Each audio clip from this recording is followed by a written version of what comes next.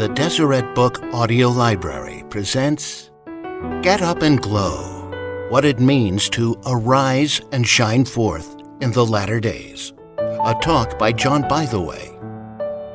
This talk was recorded in front of a live audience. And now, John Bytheway.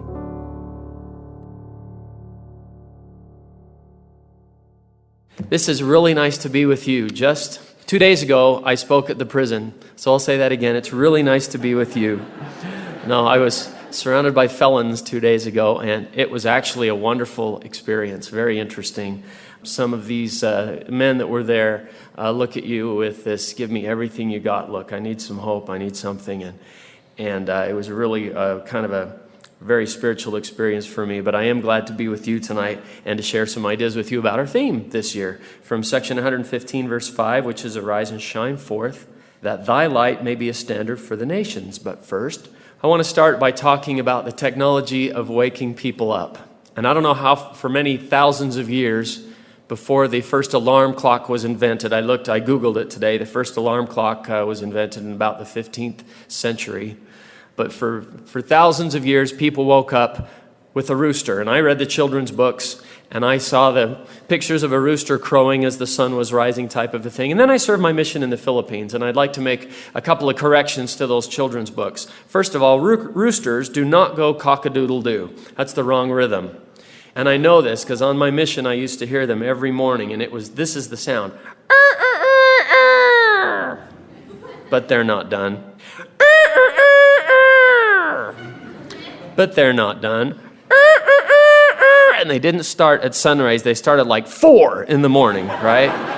And you trying to get back to sleep, but there's some rooster outside your apartment going, and you get so mad you just want to open the door. I'm going to tell Colonel Sanders where you live. I'm going to call Chick-fil-A.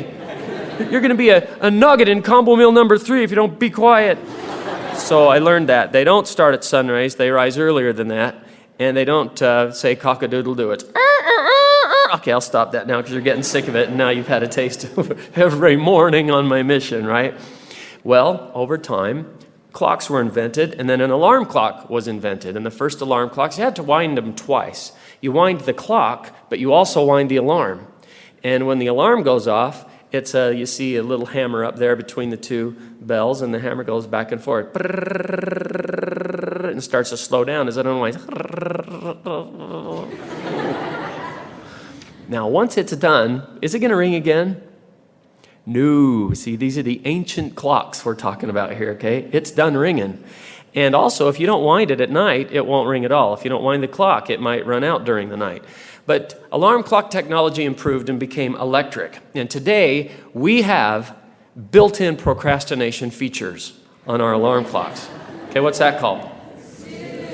Called a snooze button. And we can reach over and boom, hit the snooze button. I heard a comedian say once, I hate waking up in the morning, but if I can wake up over and over again every 10 minutes, I'm good. Which is crazy, huh? But you can reach over and hit a snooze button. The problem is some of us, that's become so automatic that we can even hit it in our sleep, and then we don't wake up again. One guy attached thumbtacks upside down to his snooze button so that when he hit it, it would cause some physical discomfort, you know. And we still might be asleep, you know, like that, and kind of wake up everybody in the house. I mean, even the roosters, when we hear that. So there are other techniques. So I got online and I Googled annoying alarm clocks, and I found all these really interesting alarm clocks. For example, this one is a rooster alarm clock, but when it goes off in the morning, it drops all these eggs out on your nightstand. And then in order for it to stop the alarm, you have to put the eggs back in. And the idea is that you have to concentrate enough that it'll wake you up, right? So I thought, okay, that's pretty clever. This is the drill sergeant alarm clock. So when the alarm goes off, the drill sergeant starts yelling things at you. And I love what it says here. Your personal drill sergeant clears the cobwebs from your brain with an inspiring round of orders. I'm like, what drill sergeant ever gave you an inspiring round of orders? But this one says encouraging things like, you're a chosen generation or something. I don't know. Get out of bed now. This one I like. This is in 2 pieces. One you stick in the back of the room, and the one next to your bed is like a phaser for Star Trek, and you have to pick it up and you have to aim it and you have to hit the target or else the snooze button won't go off. So that one you kind of have to concentrate enough to be able to do it, and you can also, start out the day by imagining that you destroyed some aliens. This one is called the Clocky, and it says in the little advertisement here, when you hit the Clocky snooze button, he will roll off the nightstand, fall to the floor, and run around the room searching for a place to hide. When the alarm sounds again, you have to get out of bed and find it to turn it off. He finds a new spot every day. Don't you think you would want to do a soccer kick on that thing one day when you found it? Here's another one. Remember the game Perfection that you wind it up and it kind of shoots all these little shapes up in the air and you have to put them back in before the clock stops? Well, this is an alarm clock that way. So it shoots a hexagon, a triangle, a Star of David up in the air, and you have to put them back in. But the idea is you're concentrating, because we've gotten used to the snooze button. We sleep right through it. We can even hit it while we're sleeping. But now you have to concentrate to do this. This one is cool. This is the MacGyver alarm clock, where it is modeled like a time bomb. And it's got 3 wires, red, yellow, and blue there, and you have to pull the right one. And if you don't, I'm not sure what happens. Maybe it blows up. No, it says, if you don't pull the correct cord, you can't stop the alarm. And I'm sure that makes the whole family really happy too. So the other thing they had to do with different snooze buttons is to invent different sounds that are just really annoying. You can only imagine the research and development department at this place, finding some people that are asleep. I wonder if this will wake them up, right? So let me demonstrate. Here's some sounds. First you hear the traditional alarm clock, and then it's just going to go really downhill.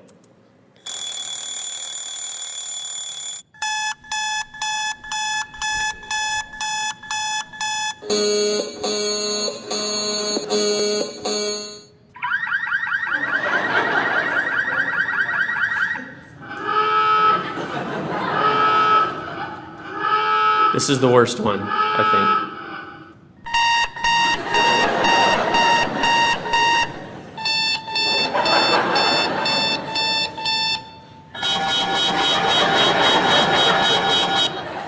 Some of you are looking up here like, this is the worst talk I've ever heard. Someone make that man stop.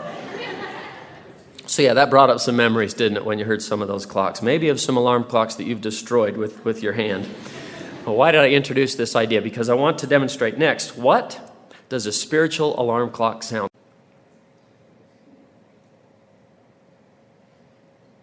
Exactly. That's what it sounds like. In fact, President Packer said it like this: the Spirit does not get our attention by shouting or shaking us with a heavy hand. Rather, it whispers. It caresses so gently that if we are preoccupied, we may not feel it at all. And a spiritual alarm clock also has a snooze button, you might say. And our theme is arise and shine forth. I was very curious about this because I found out that there are many, many times in the scriptures that use the words awake and arise. But awake and arise aren't even the same thing, are they? Is it possible to wake up but not to arise? Yeah, you've done that. You open your eyes, you stare at the ceiling. I don't want to get up. I'm just going to stare at the ceiling for a while, right? But the government did some studies years ago, and they found out that people accomplish more, they do more, they have more of an impact on the world when they're awake than when they're asleep. They spend billions of dollars on that. And you're laughing because you believe it. But it's true. And the scriptures, though, this is very different, because every time you find words like this in the scriptures, like awake and arise, they're talking to people who are already awake. But maybe spiritually they're what? Asleep. And they need to be awakened somehow. And sometimes the Spirit is so quiet, it doesn't shake you or awake you that way. However, prophets have a different alarm sound too. There's so many of them. I just picked 4. Here's Moroni, 10:31. Awake and arise from the dust. Here's Jacob, Nephi's brother. Awake from the slumber of death. Sounds pretty gruesome. Lehi. Awake from a deep sleep, yea, even the sleep of hell. Man, Lehi, don't sugarcoat it. What do you really think, right? Awake from a deep sleep, yea, even the sleep of hell. Awake and arise from the dust and hear the words of a trembling parent. That was Lehi. Section 133, verse 10. Yea, let the cry go forth among all people. Awake and arise and go forth to meet the bridegroom. If you remember Elder Holland's talk at General Conference, the last words before he said amen were, it's getting late. Did you hear that talk? It's getting late. And I say these things, wow, it's getting late. The alarm is about to ring. So prophets have been sounding the spiritual alarm for thousands of years, and they use those words. And you'll also find that a spirit will accomplish more, will have more of an impact on the world when a spirit is awake and when a spirit has arisen. Is it possible to be awake spiritually but not having arisen? Yeah, I think so. It's kind of like Amulek in the Book of Mormon, who said, I heard, but I would not hear. I knew, but I would not know. Yeah, I know what I should be doing, I'm just not doing it. Possible to be spiritually awake, but not arising. So this scripture starts with the word arise, our theme. Arise and shine. I'm so curious about light and dark as I've been studying this. I mean, finish these sentences for me. It's kind of fun. Before the Renaissance, we called that the what? The Dark Ages. Good. If things are looking up, you say, you have a what future in front of you? You have a bright future. I mean, if someone says you have a dark future in front of you, you can slug them, okay? When you don't know what's going on, you're like, man, I was totally in the dark, right? And someone comes along and says, well, let me shed some light on that subject. When things look bleak, you say, well, there's a light at the end of the tunnel. Now, we hope it's not an oncoming freight train. Right? There's a light at the end of the tunnel. When you need to snap out of a bad mood, we say, man, lighten up, right? When you explain something, you bring to... Let me bring to light something here, right? Darth Vader belonged to the dark... Everybody knows that one. It's like, those scriptures are real confusing, but I know Star Wars. Right? Darth Vader belonged to the dark side. That's right. Alma said, I was in the darkest abyss, but now I behold his marvelous light. And they're throughout. It's kind of fun. I looked in the topical guide. Oh, and also, one more. The kingdoms where we go after the resurrection are not designated by their size or their volume or their color. I never thought of this, but they're designated by their light. The celestial kingdom is the glory of the sun, and the terrestrial kingdom is the glory of the moon, and the telestial kingdom is the glory of the stars. And the only other place is called outer darkness. Wow, it's about light and dark, isn't it? So I looked up shine in the topical guide, and it said things like enlighten, illuminate, lighten. When you see a cartoon and somebody has a good idea in a cartoon, what do they put above their head? A light bulb. Bing! The light comes on, right? They're enlightened. This is what happened to Moses. In Exodus chapter 34, verse 29, it says, it came to pass when Moses came down from Mount Sinai with the 2 tables of testimony in Moses' hand, when he came down from the mount, that Moses wist not that the skin of his face shone. We don't use that phrase, wist not, anymore. I wist not where my car keys are. But he did not know that the skin of his face shone while he talked with him. And when Aaron and all the children of Israel saw Moses, behold, the skin of his face shone, and they were afraid to come nigh him. In fact, if you keep reading, it says he wore a veil when he talked to people after that. But wait, there's more. I was at the Deseret Industries, and I found a 1954 Friend magazine. Back then it was called The Children's Friend. And it was an article by Arnold Freeberg called How I Painted the Book of Mormon Paintings. And I'm showing you one right now, the one you've all seen, of Abinadi standing before wicked king Noah. And Arnold Freeberg did this on purpose. Look at that painting and tell me where the brightest spot is. It's Abinadi's face. He wanted everybody's eyes to be drawn there. And he's standing in circles because he wants the circles to draw you in as well. He said he put Abinadi in earth tones because he was not artificially bright and brilliant. He was really bright. But King Noah there's got blue and purple and really cool booties with a string tied to the toe. I don't know where he got those. And the green feathers coming out. So he did that on purpose to make them kind of trying to be artificially glorious, but not really. Abinadi was the one who was glorious. And read what it says about Abinadi. In Mosiah 13:5, it came to pass that after Abinadi had spoken these words, that the people of King Noah durst not lay their hands on him, for the Spirit of the Lord was upon him, and his face shone with exceeding luster, even as Moses's did while in the Mount of Sinai, while speaking with the Lord. Moses' face was shining. Abinadi's face was shining. You know that there's Lehi and a son named Nephi, but later in the Book of Mormon, there's brothers named Nephi and Lehi. And they're missionaries, and they get thrown in prison. And then the Lord sends this really dark cloud, a cloud of darkness over them, And the only thing that was light, guess what it was? The faces of Nephi and Lehi. I'll read Helaman 5:36. It came to pass that Amminadab turned him about, and behold, he saw through the cloud of darkness the faces of Nephi and Lehi, and behold, they did shine exceedingly, even as the faces of angels. There are a lot of ways to liken this, because your good example can be like a light that somebody sees through the darkness. And it happens all the time, and we'll come back. I also noticed while reading through some of these verses that it wasn't just the fruit of the tree of life that was white. It was the whole tree. The whole tree glowed. This is what Nephi said, 1 Nephi 11:8. I looked and beheld a tree, and it was like unto the tree which my father had seen, and the beauty thereof was far beyond, yea, exceeding of all beauty, and the whiteness thereof did exceed the whiteness of the driven snow. The whole tree. That is the only place in the whole Book of Mormon where the word snow appears. Thought you might have been wondering that this morning. So it was glowing. The whole tree was glowing. Look how dark it is over in the great and spacious. So arise and shine forth.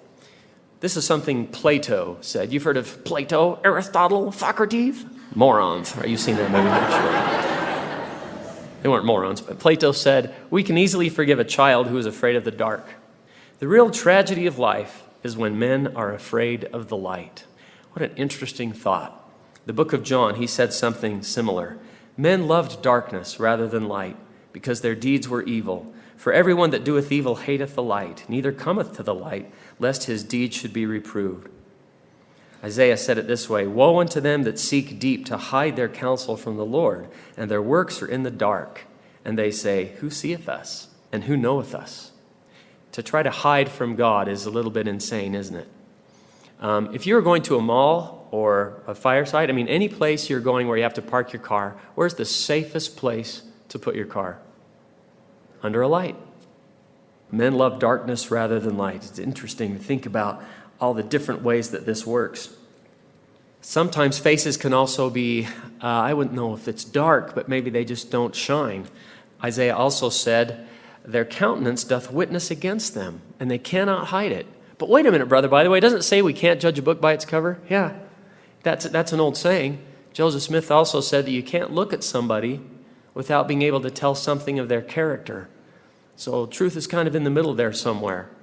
Elder Spencer V. Jones said, while attending a youth fireside with Elder Richard G. Scott, I noticed 5 youths scattered among the congregation whose countenances or body language almost screamed that something was spiritually amiss in their lives.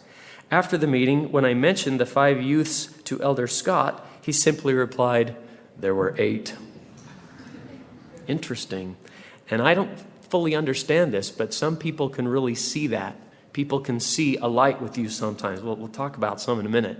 I had a chance with my wife to go to Jerusalem a couple of years ago, and there's an old saying they have there, that if you had never seen Jerusalem at night, you had never seen a beautiful thing, because it's apparently just beautiful. And Hanukkah, which is what the Jews celebrate around Christmas time, is a festival of lights. They light up everything.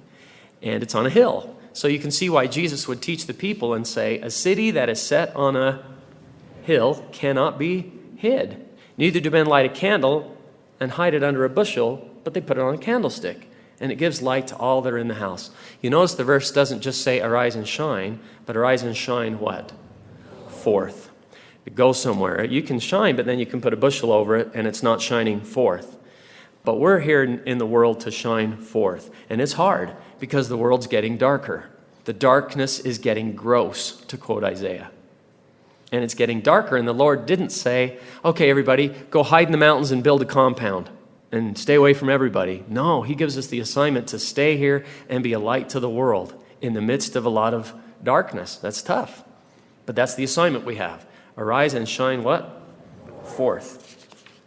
This is Samuel the Lamanite. Well, it's not. It's a guy playing Samuel the Lamanite. But you know the prophecies of Samuel the Lamanite. He stood upon that wall and he prophesied of the birth of Christ. And notice what the Lord used as the sign. When Jesus is born, there will be a day and a night and a day with no what? Darkness. And he told them 5 more years it comes, and this is what's going to happen. But then he also told them at the death of Christ, there would be 3 days of darkness.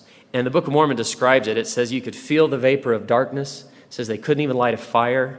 And the way it says it has always made me wonder, because it says they couldn't even light their exceedingly dry wood, which makes me think, well, did they try the somewhat dry wood? Try that somewhat dry wood. No? Try the really dry wood. No? Try the exceedingly dry wood. That'll light. No? Right? So you try to imagine what it would be like to have no light for a solid 72 hours. The Lord was making a point, wasn't he? Notice the very first words out of Jesus' mouth when he came. He said, "Behold, I am Jesus Christ, whom the prophets testified shall come into the world. And behold, I am the light and the life of the world." Boy, that must have made an impression when he came and said, "I am the light of the world." And maybe they remembered when he was born, there were day and a night and a day with no darkness. And when they crucified him, it was total darkness for 72 hours. They could feel the vapor of darkness until he came back and said, "I am the light of the world." Now, I was listening to a tape by Brother S. Michael Wilcox, and he was talking about the nicknames that Jesus gave people. I never thought of this before, but it's really kind of cool because Jesus gave Peter a nickname. Jesus knew that Peter would deny him thrice, right? He knew it would happen. He predicted it. But he didn't give him a nickname based on that failure. He gave Peter a nickname based on his future potential, right? Peter, I'm going to call you the Rock. You imagine what that must have done for Peter? Really? Peter, you're the Rock. Oh, thank you. Here comes James and John. What does Jesus say? "Oh, you are the sons of thunder." And James and John going, "We are?" Yeah. "Oh, there's Nathaniel, a man in whom there is no guile." Oh. Thanks. Can you imagine what that must have done? What's your nickname? I don't know. Get out your patriarchal blessing. You'll probably piece it together if you work on it. What would he call you? That's kind of fun to think about. But he came and he said, "I am the light." But amazingly, a chapter later, he looked at all of them and said, "You are the light. I give unto you to be the light of this people." And in Matthew chapter 5, verse 14, after saying, "I am the light of the world," he said, "Ye are the light of the world." Incredible. We get to be the light too. And I wondered about this because the theme, "Arise and shine forth that thy light," I thought, our light. I thought Jesus was the light. Well, he gives us the assignment and says, "You be the light." And he tells us where that comes from in a minute here. Okay, we talked about Moses and Abinadi and Nephi and Lehi and how their faces shone. Do those sort of things ever happen today? Actually, they do. It may be a little different. I don't know how to explain this, but I've collected these stories. And if you've heard me speak, you might have heard some of these before because they're so interesting to me.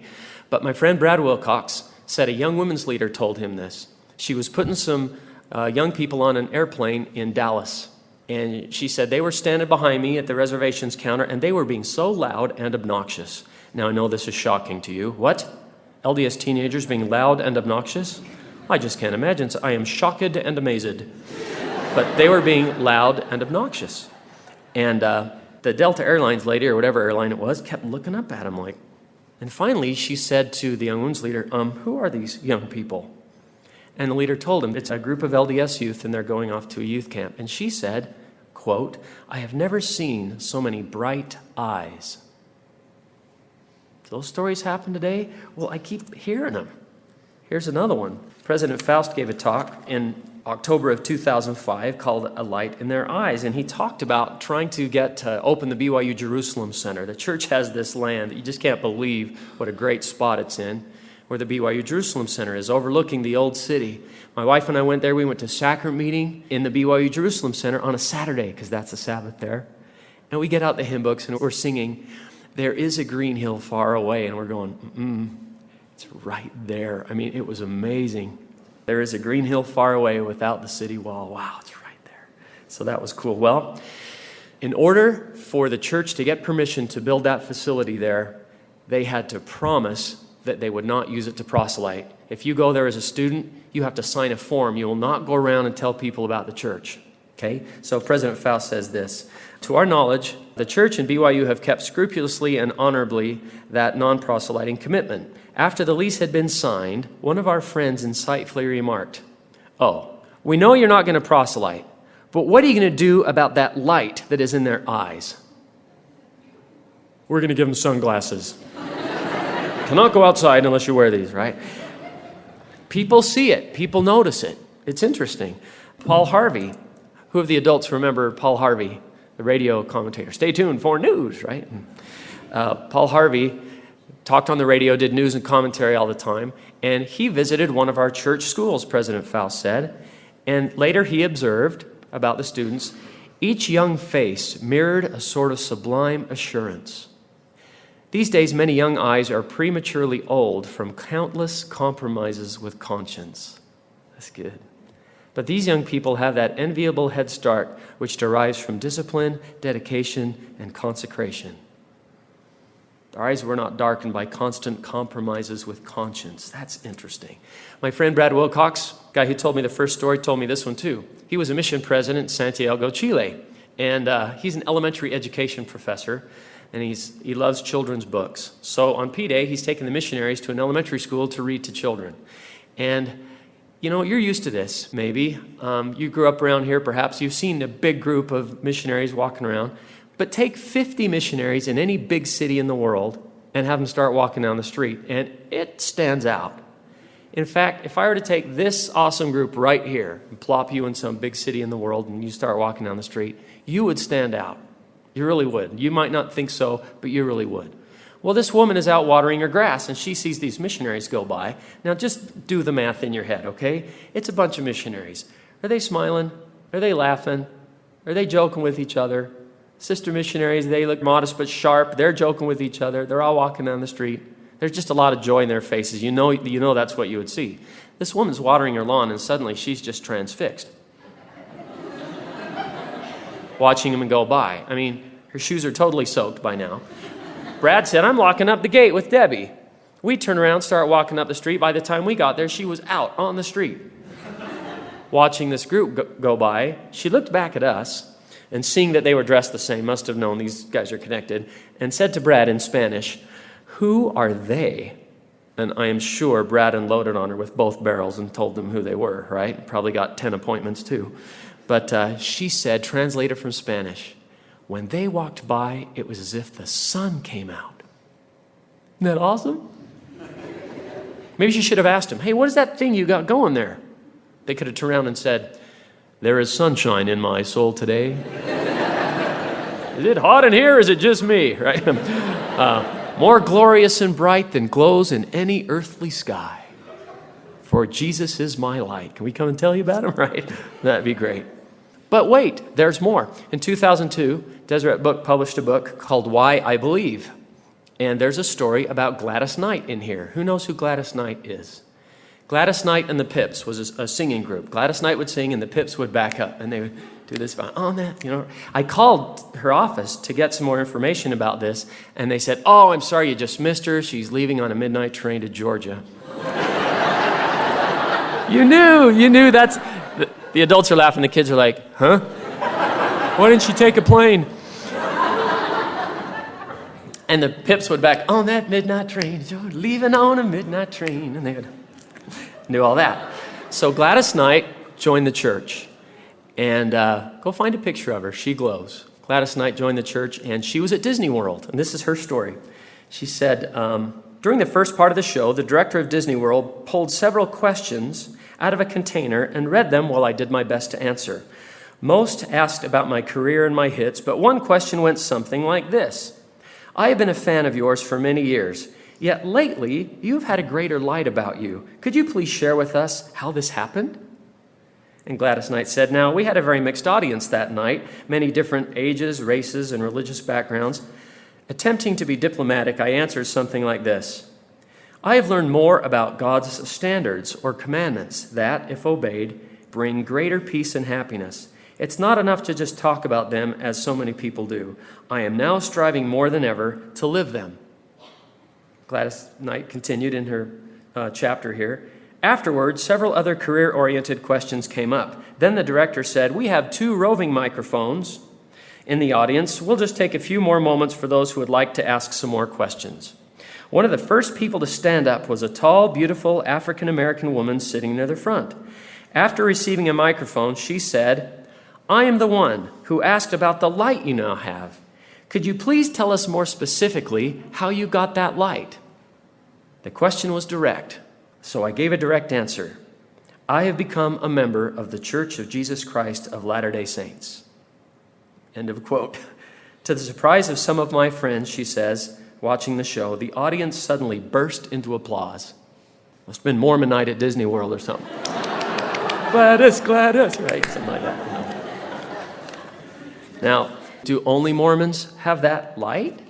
I don't think so. Section 93, verse 2 says, I am the light that lighteth every man that cometh into the world. Everyone has the light of Christ. Well, what we do with it maybe has an effect on that. I've met people from other faiths that love the Savior and are so devoted, incredibly devoted. And I see a light in them as well. I just think it's awesome that so many people see that. I think Gladys Knight, when they said, what is that light you have? She could have said, I call that my night light. Okay, moving right along. Okay, what is that? Where does that come from? Do we have any other scriptural explanations? Oh, here's a great one. The light which shineth, which giveth you light, is through him who enlighteneth your eyes. Incredible that it says that. Which is the same light that quickeneth your understandings. That's section 88, verse 11. Now, a few years ago, I got to speak up at a young women's camp in Seattle, about 10 years ago, actually, and I had just clipped an article out of the Deseret News about how to find a modest prom dress, because that's been such a problem for me. Just kidding. I shared these up there. It was, I can't remember all of them, modestbydesign.com, beautifully-modest.com, latterdaybride.com, greatlengths.com. My nephew wants to start calmyesaints.com. But all these websites are there, and I shared this little talk. And then I get this email. It's one of my favorites. She started out, Dear John, which is kind of the story of my life. Since I couldn't find a dress in the stores, I remembered a web address I had been given by you at Best of EFY in Seattle, Washington, January 2003. I went to beautifully-modest.com and found the dress of my dreams and the perfect shoes to go with it. The night of prom, I felt like a princess. You know, just an observation. Guys and girls are different. And I'm delighted. I just never expect to get an email from a priest saying, I found the tuxedo of my dreams and the perfect shoes to go with it. I feel like a prince. Good for you. She said, I've never felt so stunning in my life. My date got to the house and couldn't utter a word. The first thing he did say was gorgeous, absolutely gorgeous. That's pretty good. It's probably a 17, 18-year-old guy that just said 3 multi-syllable words in a row. I've been in youth conferences all summer. I always try to meet the boys. How you doing? You glad to be out of school? Everybody, you have youth conference? How's your speech class coming? Right? I'm thinking, man, no wonder we put him at the sacrament table every Sunday to read a whole paragraph, right? And get him used to that. So he said, gorgeous, absolutely gorgeous. After dinner, we got to the dance. I can count on one of my hands how many modest dresses were in that room. 4. Me, the person I doubled with, 2 other girls from my ward. I don't know what their experiences were, but this was mine. All of the staff that were there were senior teachers. I knew all, if not most of them. The first one that I saw was my biology teacher, and I thought he didn't like me because of how outspoken I was. I was like an outspoken Mormon in your biology class. Just a minute, professor, right? When he overheard me talking to my friends in class about how much I spent on my dress, he said it was a waste of money. But what he said to me at prom hasn't left me. He said, Alyssa, it was worth it. You are the belle of the ball tonight. Remember, he's not a member of the church. You are the only girl here that is glowing with beauty without showing off her body. Have a great night, Cinderella. I was so taken back by what he had to say. Before I could say thank you, he saw my clear shoes that looked like glass slippers. He laughed, and I said, thank you so very much for making my night. The rest of the night, the rest of the staff called me Cinderella, and I can honestly say I felt like a princess. And she signed it, a daughter of God, always and forever. Alyssa Noel is her name. That's a great story. Now, who was the belle of the ball? Was it the girl dressed like a pop star in a music video? No, it was her. And he used the words, you are glowing with beauty. Now, just a quick principle about modesty. Everybody look at me. Notice where you're looking. Did you notice when I said, everybody look at me? Nobody looked at my right elbow. Did you notice when you got your yearbook? It didn't have a picture of everybody's right elbow. Oh, I remember him. He was nice. Right? That's not where you are. You're here. This is where you are. Now, if you are dressing in such a way, boy or girl, that takes people's eyes away from here, you could be violating the principle. Does that make sense? So you see a guy who's holding the Aaronic priesthood of God and his pants are hanging down real low. You might be going, dude, that kid needs to, I'm going to pull him up, man, right? Violates the principle. If a girl's dressing in a way that's immodest, takes people's eyes away from here, could be violating the principle. Do you see what I mean?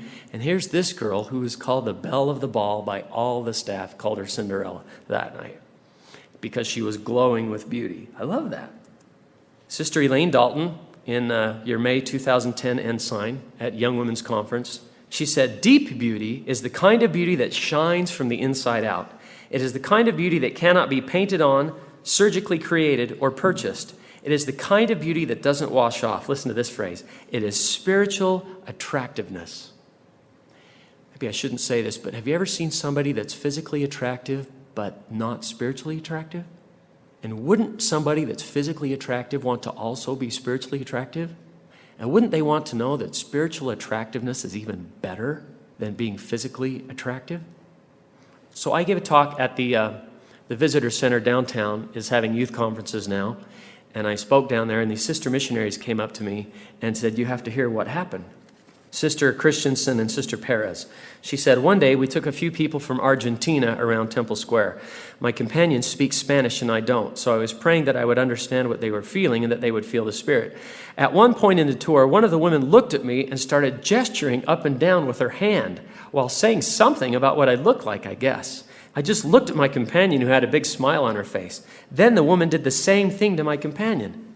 Afterwards, my companion filled me in on what the woman had said. She told us that we looked like we were shining. She wondered what it was about all of us that made us shiny, and she wanted it. Where do you buy that? Target. She said, I've heard people say that some members of the church have a light from their eyes, but I didn't really believe it until this experience. This woman couldn't stop talking about it the whole time we were with her. That was Sister Christensen and Sister Perez. Isn't that an interesting story? Going back to Sister Dalton. It is spiritual attractiveness. Deep beauty springs from virtue. It is the beauty of being chaste and morally clean. It is the kind of beauty that you see in the eyes of virtuous women like your mother and grandmother. It is a beauty that is earned through faith, repentance, and honoring covenants. Now, where is that light really?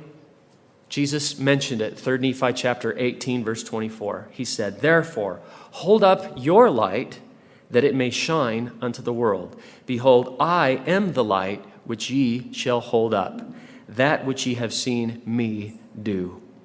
Your example is like a light, and your light shows in your face. It's hard to deny it after hearing so many of these stories. That thy light may be a standard. You're looking now at a picture of a man during Jesus' time holding a standard, a banner, a flag. That's what that means.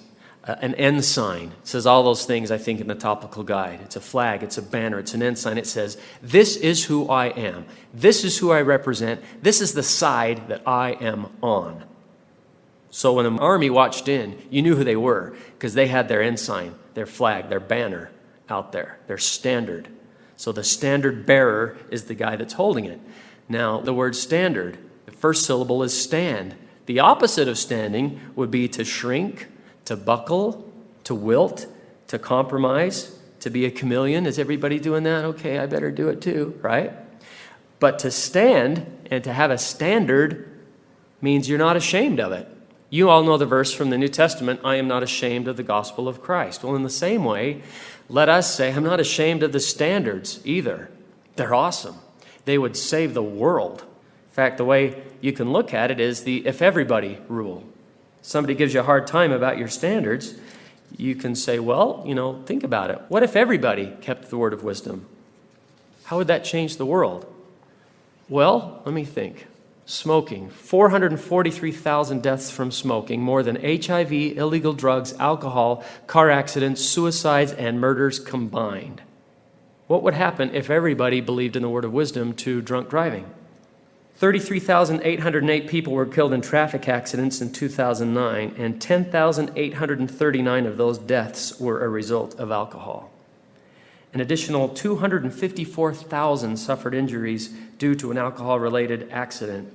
181 children ages 14 and younger died in alcohol-related accidents in 2009. Over half, 92, were riding with the alcohol-impaired driver. What would happen if everybody believed in the word of wisdom? What would happen to Mothers Against Drunk Driving? They could dissolve and be against something else.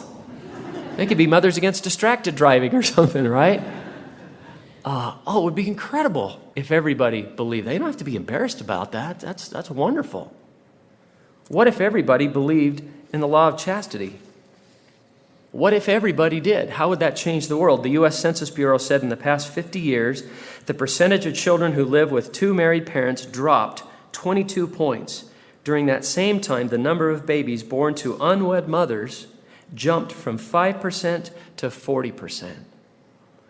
What would happen to the law of chastity if men, young men, fathers, would take such responsibility that there would be no deadbeat dads? If everybody believed in the law of chastity, that there wouldn't be a third of the children right now growing up without a father in the home. You don't have to be embarrassed about that. It would be wonderful if everybody believed that. I attended a fireside at the Marriott Center where President James E. Faust was speaking, and he started saying something that was totally off the cuff. He made his wife come up, and I was writing it down as fast as I could, and I actually found it in my planner. A Franklin planner is an ancient device, right?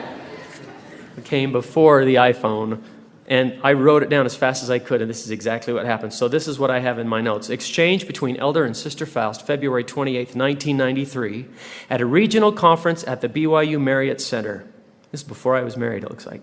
Elder Faust asks Sister Faust to come up to the stand. Sister Faust, I never know what he's going to do. President Faust, may I let you in on a secret? This next month, we will have been married 50 years. Sister Faust reached in and went, gets better every year. President Faust said, no one's brought as much joy and happiness into my life as my wife. Sister Faust went, aren't I lucky? And then he looked at her and he said, when did I first kiss you? And she said, after you asked me to marry you. President Faust said, it wasn't that I wasn't tempted to. He said, I've never kissed you in front of so many. And then he kissed his wife, and Sister Faust returned to her seat. And then he came back up and he said, about that kissing business, we've made up for it since then. And everybody laughed, and then he said this, and this is why I wrote it down. He got really serious, and he said, I make no apology to your generation. You'll do what you choose to do. I did what I chose to do. That's awesome. Now, that may be a little gung-ho for some. I know some people have said, I didn't kiss my wife until we were over the altar. And that's always a joke. I know, because she wasn't your wife before then. Right? So that may be a little gung-ho, but I just love the attitude. President Faust says, I'm not apologizing for that.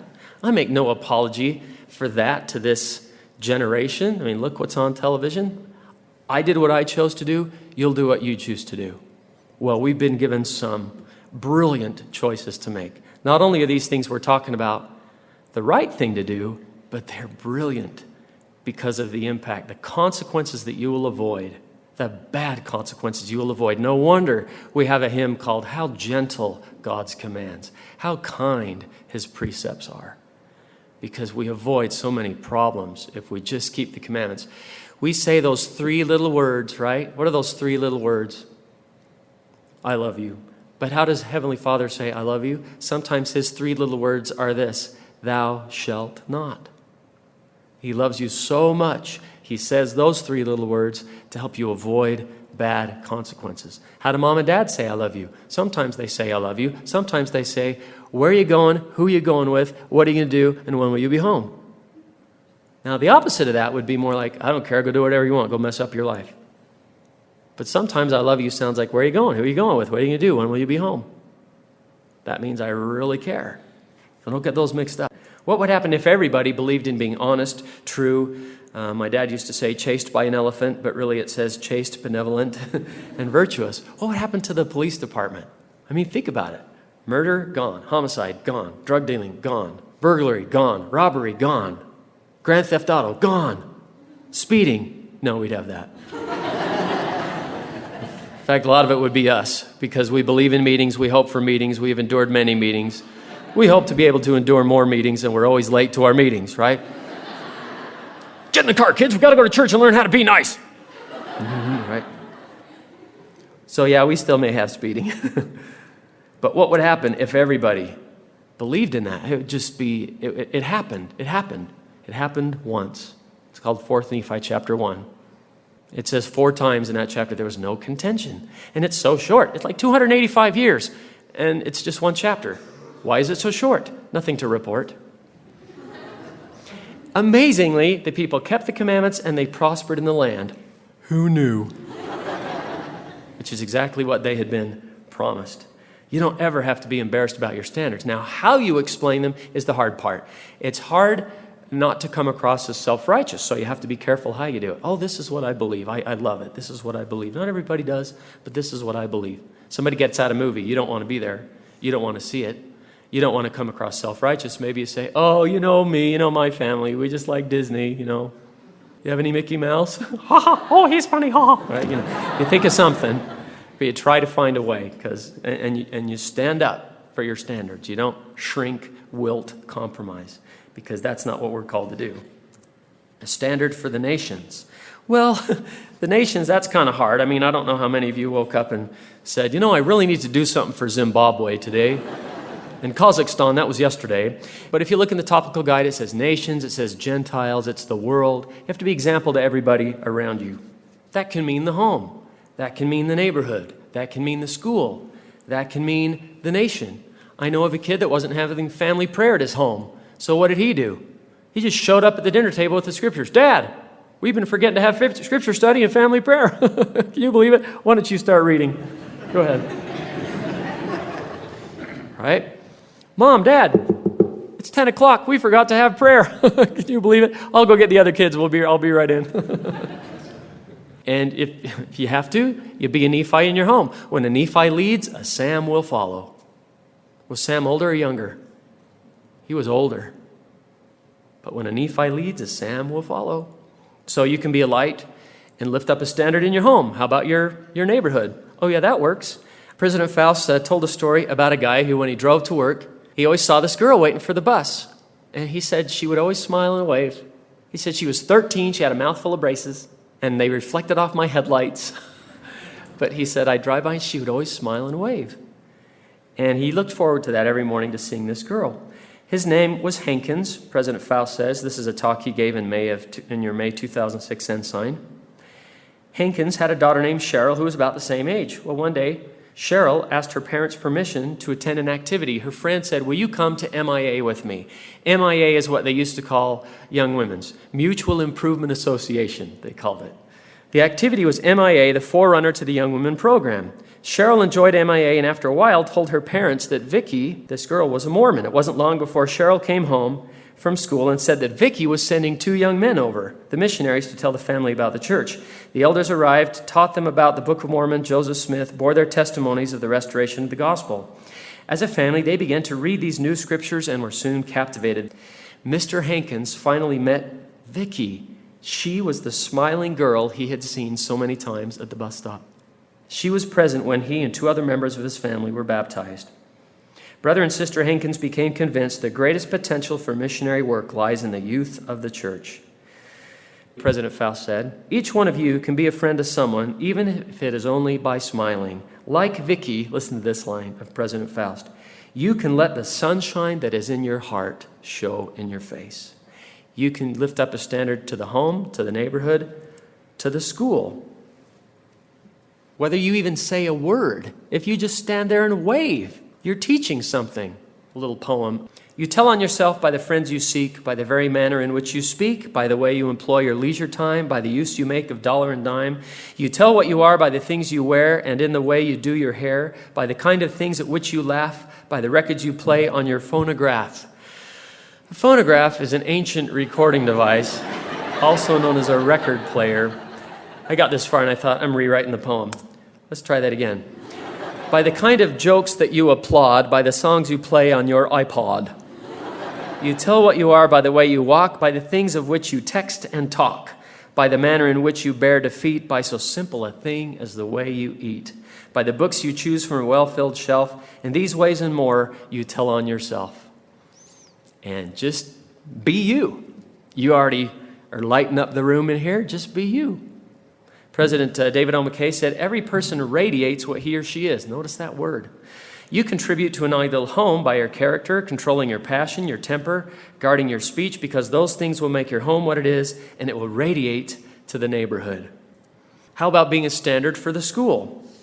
Sister Elaine Dalton said that she knows a young man very well who was elected to be student body president at a large university, and the university sent him to a leadership seminar where student leaders from across the United States gathered in Chicago to be trained and educated, and they had a kind of a get-to-know-you game at the first. So they had these 4 trees out in this grassy area, and each one of them had a sign. Strongly agree, partially agree, mildly disagree, strongly disagree. And this would be fun. We could play this. Who loves Captain Crunch? And we could all start running, right?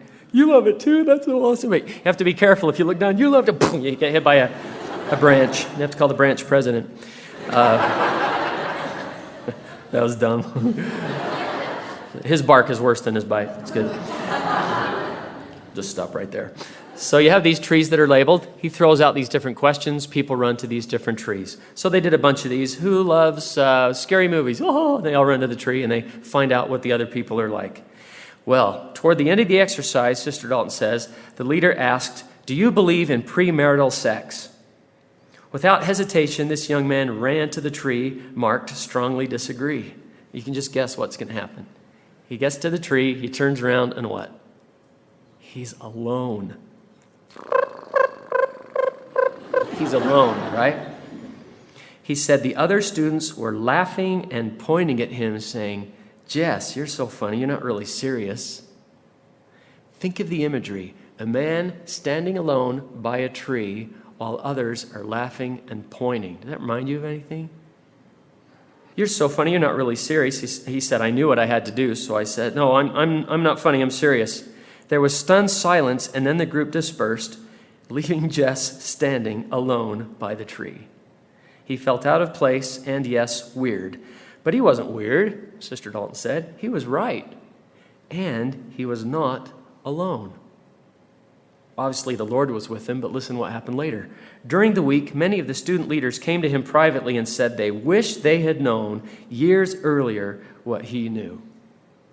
Jess later said, it was because I knew I represented not only the university, but my family, the church, and the Savior.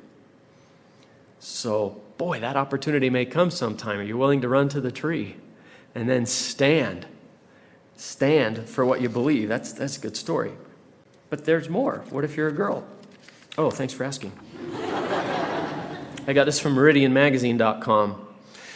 When she was in high school in Tennessee, the other kids would ask her a question they were asking others as well. Are you a virgin? She said, I would always answer yes, and they would say mockingly, why? And I would respond, because it's the right thing to do. She said they would laugh at her reason and say she was way behind the times, and she realized she needed a different answer. Okay, it wasn't hurting her testimony. She just thought, I got to come up with a different way to answer this. The next time someone asked if she was a virgin and why, she said, this is good. I'm a virgin because I never have to worry. I never have to worry that the day after a date I'll wake up pregnant. I never have to worry that I'll have a baby out of wedlock and burden my parents with raising the child because I'm too young and don't have time. I never have to worry that I'll wake up after a date and find I have a sexually transmitted disease. I never have to worry that one day when I find the man I want to marry and he pops the question, that I won't have to say, I love you too, but I have to tell you something. That's why I'm a virgin, because I never have to worry. Now, does this remind you of what Jesus said? And you will know the truth, and the truth will make you free. Free from what? Free from consequences. All those bad consequences. How gentle God's commands. How kind his precepts are. Maybe she didn't have anybody to date. Maybe they could say, hey, see that guy under that tree that says strongly disagree? You could date him, right? Okay, a standard for the nations. Could our standards really open up a nation? Elder Earl C. Tingey, by President Hinckley, I suppose, was asked to go open a nation in Africa to the missionary work. And he got 20 minutes with whoever that would be, the government official, let's say the minister of religion or whatever. And he went in there and he presented his case. We want to bring missionaries to your country. And the man said, quote, I do not see where anything you have told me is any different from what is currently available in our country. I see no reason to approve your request to bring missionaries in. He stood up to usher me out of his office. I was panic-stricken. I had failed. In a moment, our meeting would be over. What could I do? I offered a silent prayer. Can you imagine going back to President Hinckley? Sorry, couldn't do it. You know? And he's like, ha, ha, ha. So he said, sir, if you will give me 5 more minutes, I would like to share one other thought with you, then I will leave. He kindly consented. I reached for my wallet and removed the small For the Strength of Youth booklet, which I have always carried. And you see in the photo I'm showing you, that's the 1990 edition. Not much of a standard. If you put this on top of a flagpole, people probably couldn't see it from very far, right? But he said, I removed it. I said, this little booklet is a booklet of standards we give to all the youth in our church. Then I read some of the standards I have mentioned tonight. When I finished, he said, you mean to tell me you expect the youth of your church to live these standards? Yes, Elder Tingey said, and they do. That is amazing, the minister of religion said. Could you send me some more of these booklets so that I could distribute them to the youth of my church? No, he didn't say that. I'm just kidding. Yes, he said, and I did. Several months later, we received official approval from the government of that country to come and establish the church. That opened up missionary work to a nation. Can the standards be a standard to a nation? A little piece of paper that big. Open it up. That's awesome. That's a good story. And so can you, and so can your example. Now, section 115, verse 5, our theme, was given in 1838. Isaiah said something very similar in about 740 BC. Really close. This is interesting. Notice how close. This is Isaiah 60, verses 1, 2, and 3. Arise, shine, for thy light is come, and the glory of the Lord is risen upon thee. Man, you got this shiny face thing going. What is that thing you got going there? For behold, the darkness shall cover the earth, and gross darkness the people. But the Lord shall arise upon thee, and his glory shall be seen upon thee. And the Gentiles shall come to thy light, and kings to the brightness of thy rising. Isn't that exactly what we've been talking about? People that are saying, Gladys Knight, you've got a light I haven't seen before. What is that? The glory of the Lord shall be seen upon thee. That's cool. After Jess ran to the tree and everybody else looked at him and he looked around, I think spiritual alarm clocks were going off. I think when this girl from Tennessee said, that's why, because I never have to worry. Guess what they said? Nothing. Spiritual alarm clocks were going off. So tonight, is your spiritual alarm clock ringing? And what do you do about that? Well, you awake and you arise. You decide on a specific thing that you can do or a specific thing you can stop doing tonight. Don't hit the snooze button. If you know inside, I need to stop doing this, or I need to start doing this, don't hit snooze. It's getting late, as Elder Holland said. So get up and glow. And as President Faust said, let the sunshine in your heart show in your face. Shine your light everywhere. Be a standard to your home, your neighborhood, your school, and the nations. You have no idea how far that could go. Mark Twain said, few things are harder to put up with than the annoyance of a good example. So be annoying. So in our theme, Arise and Shine Forth, it kind of sounds like 2 things that we're supposed to do. Arise, wake up spiritually, shine forth, and then the reason why, to be a standard to the nations. So as Isaiah said, the Gentiles might come to our light and say, what is that thing? you got going there? What is that? Can I buy that somewhere? What is that? And you can share the gospel. Well, I hope this has been helpful for you tonight, that you felt the Spirit.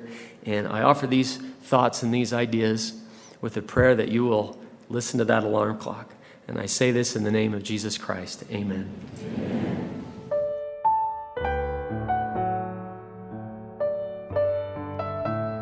We hope you have enjoyed this presentation of Get Up and Glow, What It Means to Arise and Shine Forth in the Latter Days. A talk by John Bytheway. This program was produced by Kenny Hodges. Executive producer, Chris Schobinger. Copyright 2012 by John Bytheway. Production copyright, Deseret Book. All rights reserved. This has been a production of the Deseret Book Audio Library.